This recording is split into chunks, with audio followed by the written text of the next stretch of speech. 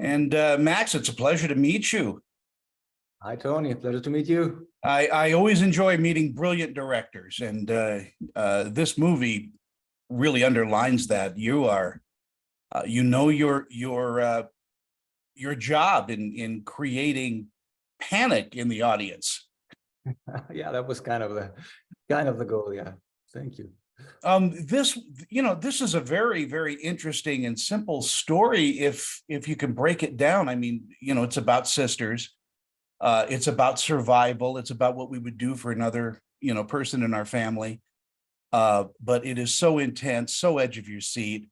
And you didn't use any of the tricks that a lot of, people that film in the ocean use. I mean, there's no sharks, there's no, megadons. This is just two people trying to survive. Yeah. I mean, that was like the idea of it. For me, the survival thriller works best if it's down to earth in a way. If it feels real, and if there are tons of aliens and sharks, I mean, it's nice in its genre. But the idea for this film is to make it as real as possible, and and to shoot it as real as possible. So there's almost no VFX, almost no CGI in it. We shot everything for real underwater. Also because we can't compete with the big VFX, the big CGI films. The only chance we have, to make it immersive was to shoot it for real underwater. So, yeah. And in doing that, when you're looking for a cast and a crew, you've got to be able to use people that are certified divers. First of all, was Sophia and Louisa, were they certified divers? No, not at all. I mean, they didn't do any scuba diving before. The idea was, in the very beginning, we were looking for actresses who could dive, but they're just too few. It was a bad idea. So we had to find actresses who were crazy enough to do this. And then in the long casting process, we found Sophia and Louisa, and we started training them months before the shoot, obviously. And because they had to become really experienced, to do all the stuff they do underwater is really challenging. And it's not only the technical stuff, putting off the mask, putting it on again, and all the stuff they do on the equipment, which is actually the real equipment. When you see them like changing the stuff, it's almost all of the time, it wasn't too dangerous. That's all real. Wow. So, and when you act underwater, I can't emphasize enough how difficult it is to act underwater in those masks, really underwater. If you act like to have panic, it's very close to the real emotion. And when you really panic underwater, it becomes really dangerous. So we had to make sure that they were so good and had so much trust in themselves to do this stuff. So yeah, and I was very, very, very lucky to have found those two. It was a blessing because they are also great actresses, and they carry the films, on their backs. Absolutely. When you were directing, were you underwater as well, or did you have a video village, on a boat? Well, I did we did a lot of underwater scouting, and this was, of course, I had to do it, with diving and with scuba diving. But the idea when we shot was, if I would have been underwater also, I mean, that would be too crazy. No, I was on a boat with video village, like with a little monitor, and I somehow, tried to communicate with what happened underwater. But, the communication is the most challenging thing, because you can't after a take, you can't just walk to the actresses or the cinematographers and say what you want to change now.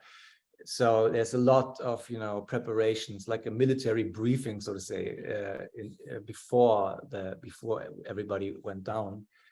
And I had we started out actually with a bigger boat with all the team on it, and we soon found out that we had to make it smaller and simpler. So we reduced the size of the boats a lot. So in the end, we were just, I don't know the English word for the the small boats. What is the name again? A dinghy. A dinghy. Yeah.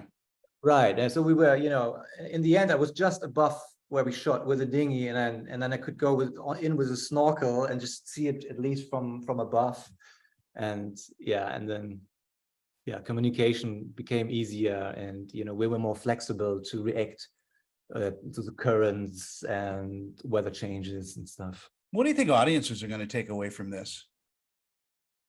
Well, I hope that it's not only a terrifying experience, that it's not only about sitting on the edge of your seat and becoming anxious. I mean, there are more layers to it. I think that it is a film about two sisters, right? It's about a family relationship. It's about facing death, and also, like, in the face of death, the trauma reappears, the family trauma reappears, and in the end, one of the characters may kind of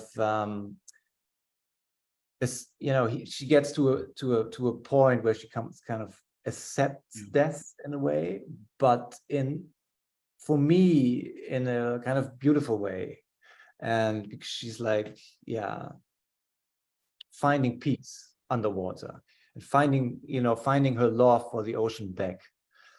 And yeah, in our last seconds that we have, I mean, this is also a beautiful love letter to Malta, where you filmed. It is so gorgeous.